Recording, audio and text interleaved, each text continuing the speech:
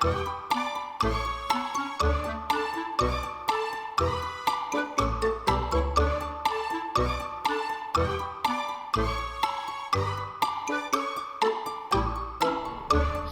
welcome to the first episode of Fridays with Caleb and Jake. I'm not Caleb Waller. I'm Caleb Waller. That makes, I'd be Jake. Yeah. Jake Sullivan. Yeah. So, what should we talk about? Well, a lot's been going on in your life lately.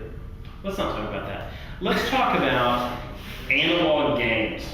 Because Analog games. even though that you are significantly younger, maturity level, we're about the same age, Mhm. but age-wise, you're a lot younger than I am. Mhm. Stronger, faster, more agile. That we just had an analog game of table tennis. Yes. Tennis de tableau.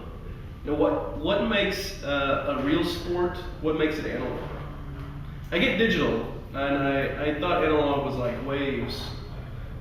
Sort of. I don't know anything about technology, whether it be the internal combustion engine or the internets. So I just call anything old analog. Okay. Yeah. Your wife is analog.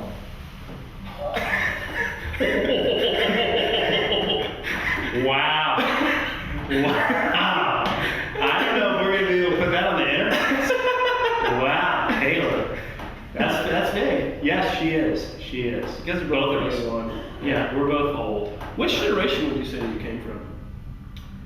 I think I was Generation X. Okay. Which we actually, not a lot of people know this because it's kind of faded out, but we were the extreme generation. Extreme. That's when you started to get, everything had to be extreme. Extreme deodorant, extreme I see Cheetos. I see that now. Yeah. We are, I believe I'm Generation Y, which is not so much the letter as the first part of the word wine, I think. Yes, that would make sense. Yeah, we whine a lot. We whine about being Generation Y.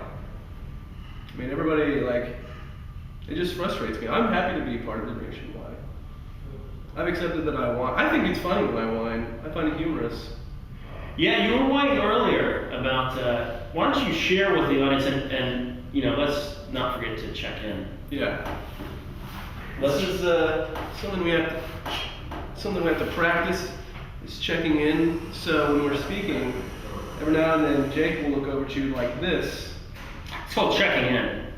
It's like to bring you into the show. Okay. Anyways, so earlier today. This is Caleb's theory on the inner relationship between office toilet paper and productivity. Yeah. So earlier today, I around 10:30 every day, I have a bowel movement. It's time for me to release some waste. So obviously, knowing that 10:30 is coming, it's important that you relocate yourself to the restroom. Yes. Okay. We have moved downstairs recently, we being myself and other intelligent people. So I have to come upstairs, cross paths with Jake, go to the bathroom. I go into the bathroom to find not toilet paper. Not only was there no toilet paper like we had run out, we had begun replacing toilet paper with napkins. Not napkins, but the hand, industrial strength, Yeah. recycled. The ones that you get you most commonly see them soaking up grease on shitty pizza boxes. Yes. Different types of napkins Yes. that we were using. Yes. And it's not something I wanted to use. Not acceptable. And this is not the first time it's happened. This has happened once every 2 or 3 months. This will happen. And we, one of the partners here might be. This story is like 5 minutes longer than your bowel movements. Okay, we're gonna speed this up. Luckily for you and Jake, I was in debate taking spread. So, Your legs? yeah. Is that like band camp? Yes.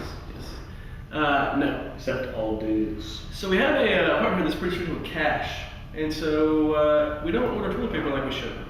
Once a box comes up, we need to order more boxes. It shouldn't be like, okay, we'll just make the next couple of weeks with toilet paper. We'll just make through these 2 weeks here with those napkins that we have a big box of that never get used. Then we'll work in some toilet paper. That's not how it should be. There should always be toilet paper in an office. Yeah, because when you run out of toilet paper, then toilet paper, for lack of a better phrase, really is the grease that greases the wheels of production. Yeah, it did. It hindered my productivity, the productivity of Jake. He was brought into this. Not very productive. He was brought into the misfortune of. He was just brought into this misfortune. I had to speak with him about it. That kind of goes back to the Y generation. The Y. Yes, the heart of Generation Y came out to me today. I whined. Actually, when I was an intern, you know what they had for toilet paper? What's that? Gravel. Well, where you interned, you shit outside. That's different. No. They just had like a hole in the floor where you went, and then another hole next to it where you would just reach down and have some gravel. You know, technically we have a shower here at Cubic. Yeah, you can do that. That's pretty much just like at the bay, right? Yeah, Yeah. So if I can get my rear close enough to the shower head, or the shower head to my rear, I've never been in. Well, I mean, I've always thought of a sink as a duvet for NBA players. Yes. Yeah. I've always thought, you know, those like really long, the urinals that go all the way to the floor? Yes. Yeah, I've always, those were developed for men like me who are overdeveloped. Oh, so your fat gut can get in there. Right? No. It's so that Is it intimidating that your belly is now starting to block the view of your penis? I think this is a workplace video. I think this is vengeance for the analog thing. I think. I don't know. Calling my fiance old. That might have been Oh. up there. I said wife. Well, his wife is actually non-existent, so I didn't say anything about anybody. Yeah. It's funny, we're gonna have you over to dinner. She is not analog. Neither of you are analog. You are. I mean, you're like, you know, the Beatles. They had like their analog releases. You guys were out then. You've been remastered. The new age. I do have one of the Apple phones though. Yeah, you guys have adapted. She lived in California for a while. Yeah, and they're very progressive. There's no newer place to I go. mean, everybody knows Ronald Reagan was from California. Yeah, and Arnold Schwarzenegger. Yeah. That's true.